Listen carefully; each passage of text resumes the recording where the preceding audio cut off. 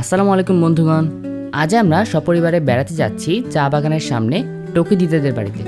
তো বাসা থেকে বেরিয়েই রাস্তার পাশে কাঁঠাল গাছে চোখ গেল। দেখো গাছ ভরা কাঁঠাল, মাশাআল্লাহ।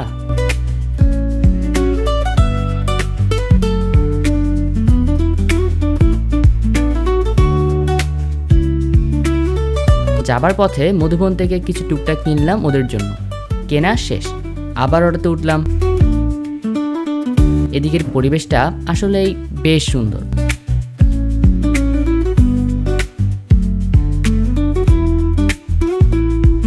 এই দেখো রাস্তার পাশে ধান শুকাচ্ছে, গাছে গাছে কৃষ্ণচূড়া আমাদের অভিবাদন জানাচ্ছে।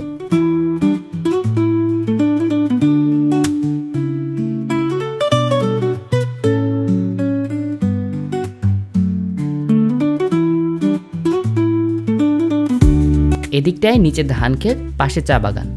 এই যে দেখো পাহাড়ের ভাঁজে চা বাগান।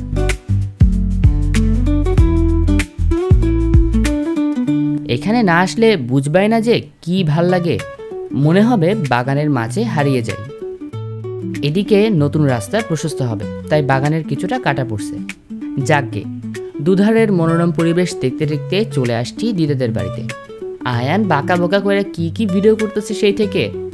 বাড়ির সদর দরজার দুপাশে বিশাল গাছে রাশি রাশি ফুল ফুটছে, কি নাইস। এগুলোর নাম কি জানি না।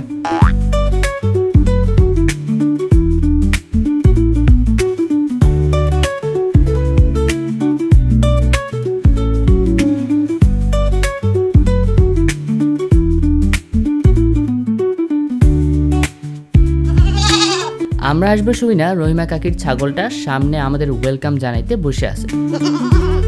কি খবর তোর, সব ভালো?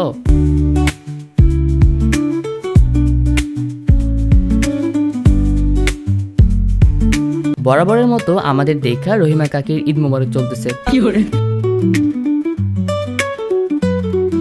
ওমা, দিদা রান্না শুরু করে দিছে। আর এদিকে 3 চাচাতো বোনের পুচকেটা দোলনা দুলতেছে। তাকে দেখে আয়নারও শখ হলো। এদিকে আমি খুঁজে খুঁজে তাহুরা তাইপাকে চকলেট বিলাইতেছি।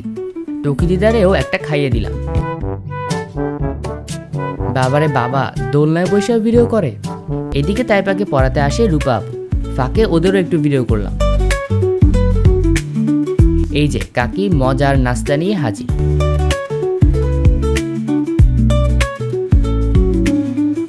আহ, প্রাণ জোড়ানো লেবুর শরবত ইয়াসিন চাচু নিজ হাতে বানিয়েছে।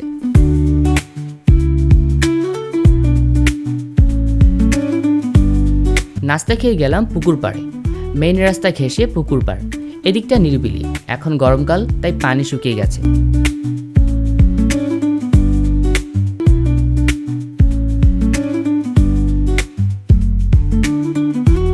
পুকুরের এদিকটায় একপাশে কবরস্থান, অন্য পাশে বাড়ি। মাঝের জমিনে কিছুক্ষণ ঘোরাঘুরি করলাম। গরুর সাথে সেলফিও তুললাম।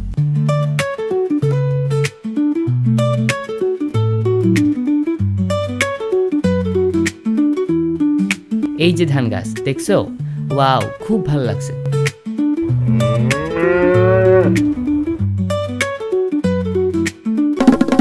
আয়ান আর আমি দৌড় প্রতিযোগিতা করলাম, মানে এক দৌড়ে কে আগে ওই উঁচু পুকুর পাড়ে উঠতে পারি তার প্রতিযোগিতা। আর দেখতেই পারতেছো আয়নের অবস্থা। এদিকে রহিমা কাকি গাছের কাঁচা আম ভর্তা বানাইতেছে। এমন সময় পাশের বাড়ির পিচ্চি একটা এসে বসে আছে। কাকি খালি বলছে আম একটা খা আর একটা বাড়ি নিয়ে যা। কেন বললো এই কথা, পিচ্চি কান্না জুড়ে দিছে। যাক, অনেক কষ্টে ওরে ঠান্ডা কইরা আম ভর্তা রেডি। সেই টেস্ট রে ভাই। এদিকে আজ জুমাবার, তাই এলাকার মসজিদে বাবা, দাদু ভাই, চাচু সবাই মিলে নামাজে আসলাম। রাস্তার সাথেই মসজিদ। নামাজ শেষ করে বাড়ি ফিরতেছি, খিদাও লাগছে। এদিকে রান্নাও রেডি। রুই মাছ ভুনা, করলা ভাজি, মুরগির মাংস, চিংড়ি দিয়ে বরবটি ভর্তা, ডিম, চাল কুমড়ার তরকারি। ওয়াও, কি নেই মেনুতে।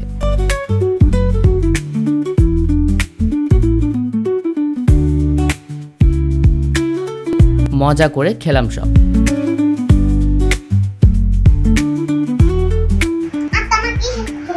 কি আটা মাখো, মার ভেবে কি আটা নাকি?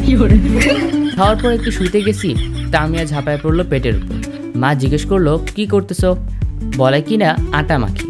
বলো তো কোন দিক দিয়ে আমার আটা মনে হয়? এদিকে আয়ান এসে ভাইয়ের উপর অত্যাচারের প্রতিশোধ নিল। দুষ্টুটার জন্য কে শোবে? উঠে একটু মজা করলাম আমরা, সবাই মিলে আনন্দ করতেছিলাম। এদিকে দেখো দাদু ভাই নিজ হাতে গরুর দুধের চা বানিয়ে আনলো আমাদের জন্য। ও বলে রাখি আমি কিন্তু টি লাভার। দাদু ভাইকে ধন্যবাদ এত মজার চা বানানোর জন্য। চা পর্ব শেষে প্রখ্যাত ড্যান্সার তামিয়ার মডার্ন ডান্স দেখলাম। মানে কি আর বলবো, এটা কোন ধরনের নৃত্য বুঝলাম না।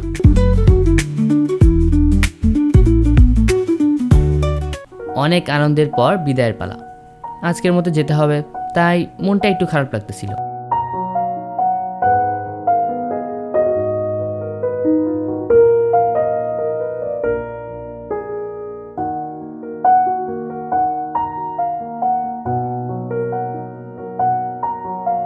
এখানে আসলে আমাদের সময়টা খুব ভালো কাটে। যাবার সময় লিচু গাছের দিকে তাকিয়ে অবাক হয়ে জিজ্ঞেস করলাম, গাছ খালি কেন দিদা? দিদা জানালো এবছর একটাও লিচু হয়নি। এইটা শুনে মন আরও খারাপ হইল। এদিকে আমরা যখন বের হয়েছি তখন বিকাল, আকাশটা মেঘলা হয়ে আসছে। মাঝে মাঝে দু একটা দ্রিমদ্রাম আওয়াজও আসছে। মা তো টেনশনে পড়ে গেল, পথেই না বৃষ্টি নেমে যায়। তবে যাই বলো ভাই, এমন দিনে বাইরে বেড়াতে সেই লাগে। চা বাগানের মাথার উপরে মেঘের ছাই রং, ঝিরিঝিরি বাতাস।